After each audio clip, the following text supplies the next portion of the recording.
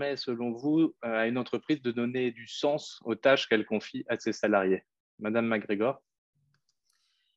Bon, alors, bon, d'abord, on voit que c'est extrêmement important d'y arriver parce qu'on se rend compte de ce qui se passe aujourd'hui dans le marché du travail et puis les nouvelles générations. Hein, je pense que c'est maintenant devenu une banalité que de rappeler que donner du sens au travail, à nos collaborateurs, c'est extrêmement important. Sinon, on va simplement pas les retenir. Donc, c'est vraiment c'est crucial d'y arriver.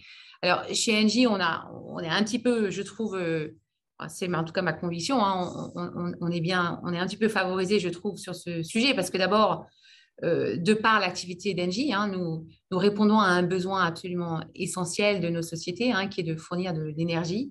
Et donc, en ça, et avec une histoire et des racines dans le service public, il y a vraiment, j'allais dire presque par définition, un métier qui a du sens en lui-même.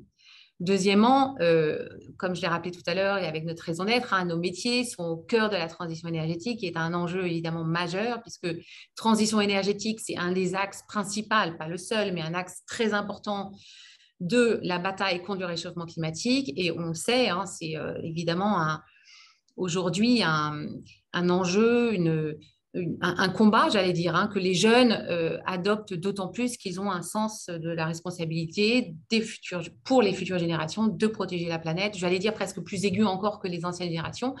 Et donc, encore une fois, ils trouvent ce sens-là chez Engie.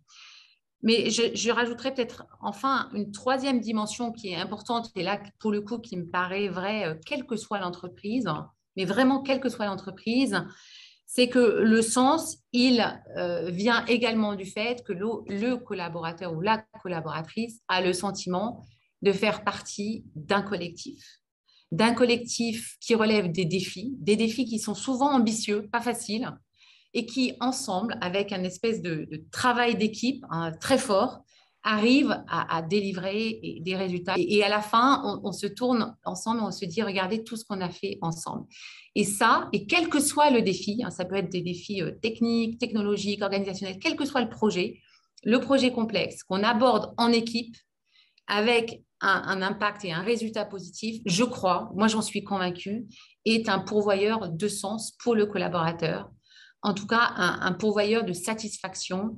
Et c'est vraiment quelque chose en tant qu'employeur, quelque chose auquel moi je suis très attachée. Je pense que c'est très important, ce collectif et cette capacité à faire des choses extraordinaires, de bouger, d'avoir un impact bien sûr dans la transition énergétique, mais aussi de réaliser des choses, réaliser des ambitions. Je trouve que l'entreprise, c'est vraiment ce cadre-là qui permet à nos collaborateurs de réaliser leurs ambitions et de le faire en équipe. Et ça leur permet de trouver du sens dans leur travail au quotidien. Je pense que c'est très important. Je vous remercie. Laurent Berger? Moi, je partage l'idée qu'il y a sans doute eu un mouvement, euh, pas seulement récent, mais qui s'est accéléré récemment autour de la quête de sens des travailleurs et notamment des plus jeunes sur leur travail, sur l'entreprise dans laquelle ils l'exercent, etc. Et il y a une partie de la réponse à cette quête de sens qui trouve des réponses qui est dans ce que vient de dire Catherine MacGregor, très clairement, la finalité, ce qu'on fait. Et moi, je suis tout à fait d'accord avec ça. C'est-à-dire, c'est assez frappant hein, de certaines entreprises qui aujourd'hui fonctionnent bien, qui ont un climat social et des conditions sociales plutôt favorables, etc. Et pour autant peinent à recruter parce que trop carboné, une réputation trop mauvaise, voire même maintenant des impacts sur leur chaîne de valeur en termes de respect des droits humains, etc., qui sont contestables. Donc ça invite, c'est pour ça qu'on milite, nous par exemple, et qui paraît une bonne chose de notre point de vue, on milite à la CES, à la Confédération européenne des syndicats, pour que le devoir de vigilance qui existe en France et qui mérite encore d'améliorer existe pour toutes les entreprises, les grandes entreprises européennes. Ça, c'est évident. Nous, quand on a fait notre enquête qui s'appelait Parlons Travail, près de 240 000 personnes hein, qui ont répondu à 150 000 questions. Donc, il y a beaucoup de façons d'entrer dans cette enquête, mais dans les résultats de cette enquête, le plus important, ce qui a été le plus frappant, c'est deux choses. C'est un attachement très fort à leur travail et une fierté plutôt de l'entreprise dans laquelle ils travaillaient. D'ailleurs, pas que dans les entreprises dont on pourrait dire c'est des belles entreprises, etc. Une fierté de son travail. Et le deuxième point très important, il y avait des choses qu'on attendait plus sur l'impact du travail, sur le physique, sur la condition physique, etc. Mais le plus important, c'était l'aspiration la plus importante, c'est je voudrais dire le mot, avoir mon mot à dire sur la façon dont j'exerce mon travail et les choses se passent dans l'entreprise. Et donc, je pense qu'une des façons de redonner du sens, d'attirer, c'est aussi de considérer la force travail à juste titre dans une entreprise. Ça se passe par quoi? Ça passe par une association des représentants des salariés dans la gouvernance de l'entreprise avec des administrateurs salariés.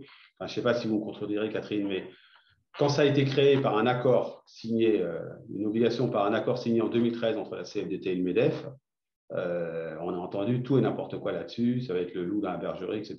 Moi, aujourd'hui, je rencontre des chefs d'entreprise qui me disent c'est pas inintéressant de discuter quand même avec des représentants des salariés, et souvent, ils sont très attachés, ils ont totalement compris ce qu'était le rôle d'un administrateur. Enfin, regardez, les fuites, c'est pas toujours les représentants des salariés, même au contraire. Hein. Donc, ils jouent le jeu et ils participent à la gouvernance, et ça fait comprendre aussi la complexité des contraintes et des opportunités qui peuvent peser sur une entreprise. Donc, le poids dans la gouvernance, et nous, on pense qu'il faut aller encore un peu plus loin en abaissant le seuil, etc. Je crois que personne, vous ne trouverez pas beaucoup de chefs d'entreprise, y compris parmi ceux qui étaient très opposés en 2013. Moi, j'en rencontre beaucoup qui, très honnêtement, me disent on n'avait peut-être pas totalement raison à ce moment-là parce que finalement, c'est très important.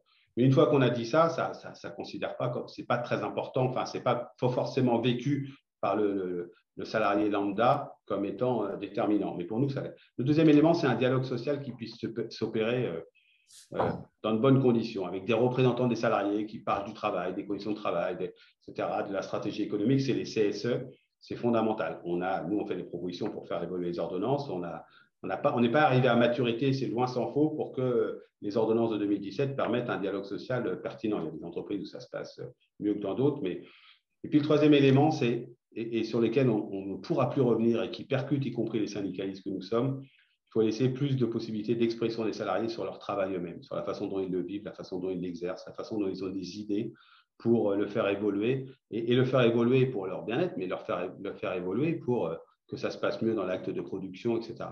Et partout où on est dans une entreprise où cette parole est plutôt libérée et plutôt non captée ni par une direction, ni par des organisations syndicales, mais dans une capacité que les salariés puissent se retrouver entre eux de temps en temps pour regarder comment les choses se passent. On a des expériences très concrètes dans nombre d'entreprises. Eh bien, ça crée plutôt un sentiment un pouvoir d'attraction des salariés à l'égard vis-à-vis de leur entreprise. Donc, ils ont envie d'y rester, ils ont envie de s'y investir, etc. Donc, c'est un peu tout ça, ces trois éléments-là qui nous paraissent importants. C'est clair qu'une entreprise qui dira « je n'ai rien à faire de l'environnement, je n'ai rien à faire des inégalités, je n'ai rien à faire si tel ou tel produit qui sont assemblés chez moi viennent de fabriquer dans les camps de travail, je ne sais où, etc. » n'arrivera plus à émerger, à faire sens pour nombre de salariés, notamment de jeunes. Mais au-delà de ça, à l'intérieur même de l'entreprise, je crois que la façon dont on reconnaît le travail, on reconnaît les salariés en tant que tels, on les respecte, est fondamentale. Et ça paraît un peu évident de dire ça, non, mais il y a nombre d'entreprises où ce n'est pas suffisamment le cas, où il y a encore une vision du salarié comme étant une force de travail ponctuelle, et puis si ça ne va pas, on passera à autre chose. En plus, il faut que les entreprises comprennent que ça ne va pas durer, ça. D'abord, il y a une difficulté de recrutement dans certains secteurs. Et puis, deuxièmement, ça ne va pas durer parce que je crois que la relation au travail avec la crise pandémique qu'on est en train de traverser, qui touche à sa fin, je l'espère, a bouleversé la relation au travail. Donc, il va y avoir des mobilités un peu dans tous les sens. Et le défi qui est celui des entreprises demain, c'est sans doute de plus garder leurs salariés que de s'en séparer, ce qu'on a parfois connu malheureusement quand il y a une situation économique difficile.